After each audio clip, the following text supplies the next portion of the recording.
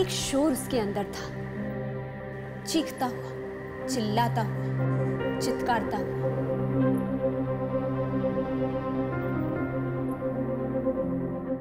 और वही शोर समंदर में लहराता हुआ, आवेश में चट्टानों से टकराता हुआ। आधी रात गुजर चुकी थी, सुबह होने को थी, लेकिन दीपम को शायद सुबह का इंतजार नहीं था।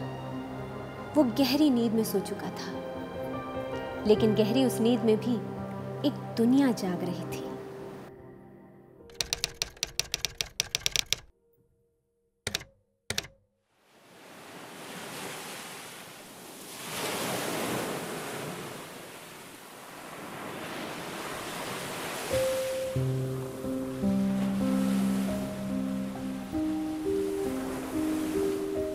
समंदर आम लोगों की आम जिंदगी की दिनचर्या का हिस्सा बना हुआ था,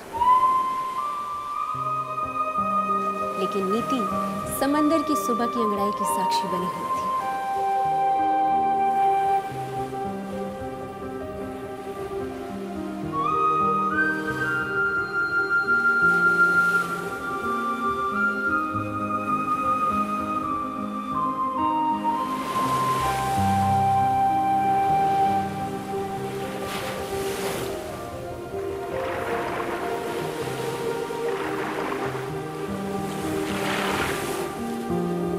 समंदर के नमकीन पानी में खुद को पूरी तरह भिगोकर उसकी लहरों से खेल रही थी,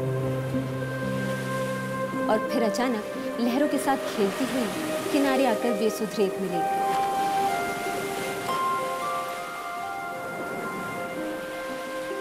ऐसा लग रहा था जैसे समंदर ने बेजान खूबसूरत किसी प्रतिमा को किनारे धकेल दिया हो।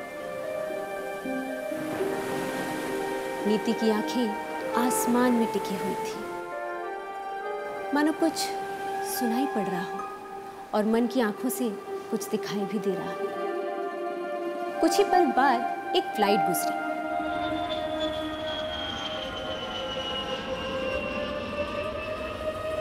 नीति के बदन में एक बिजली की लहर दौड़ गई और वो भागती हुई समंदर की आंखों से ओझल हो गई।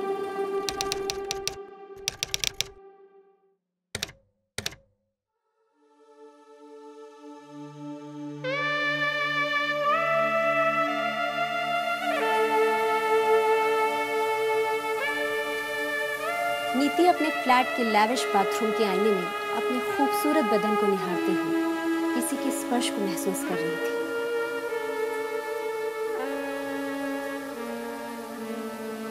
उसके चेहरे पर साफ दिख रहा था कि उस स्पर्श की अनुभूति उसे बेहद खुशी दे रही है।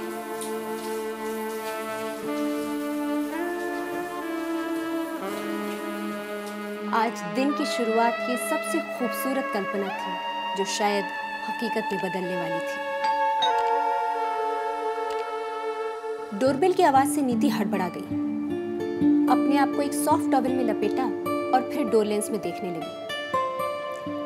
अचानक उसके हसीन चेहरे पर एक खुशी की लहर दौड़ गई। उसने दरवाजा खोला, फिर दौड़कर कमरे में चली गई और दरवाजा बंद कर लिया। अंदर आने वाला शख्स औरिंदम था। पायलट का लिबास उस पर खूब जच रहा था। उसने नीति को बंद कमरे का दरवाजा खोलने को कहा, लेकिन खुला नहीं। इसी बीच उसकी नजर वहां रखे पियानो पर पड़ी। वो उसे बजाने की कोशिश करने लगा। फिर उसे नीति की सुरीली आवाज भी सुनाई दी। कुछ पल बाद उसी सॉफ्ट टॉवल में लिपटी नीति औरिंदम के कंधे पर अपने दोनों हाथों की उंगलियों से गुदगुदी करते एक गीत गुनगुनाने लगी। इन रोमांटिक लम्हों की अंगड़ाई ने दोनों को एक कर दिया। सॉफ्ट टॉवल जिससे उसने सिर्फ अपने बदन को ढक रखा था, अब वही टॉवल दोनों के लिए लिबास था। इश्क का स्वभाव नग्न होता है, लेकिन लाज का स्वभाव पर्दा। इश्क जरा बेखौफ था, लेकिन लाज थोड़ी सी सहमी हुई।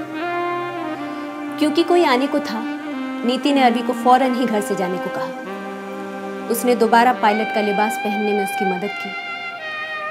जाते जाते पियानो के कुछ कीज को अरवी ने फिर से छेड़ दिया और चला गया। नीति पियानो की उस कंपन में अब अकेली कांप रही थी। और फिर शाम हो गई। उस शाम नीति ने अपने टेरेस से एक फ्लाइट को फ्लाइंग किस देते हुए विदा किया।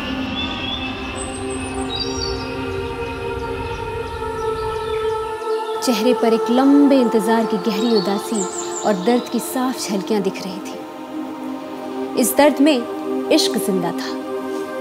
इसका विटनेस उसकी वो आंखें थी जिन्होंने उन सारी उंगलियों को लगभग भिगो दिया था जो कुछ देर पहले आरवी के कंधों को गुदगुदा रही थी।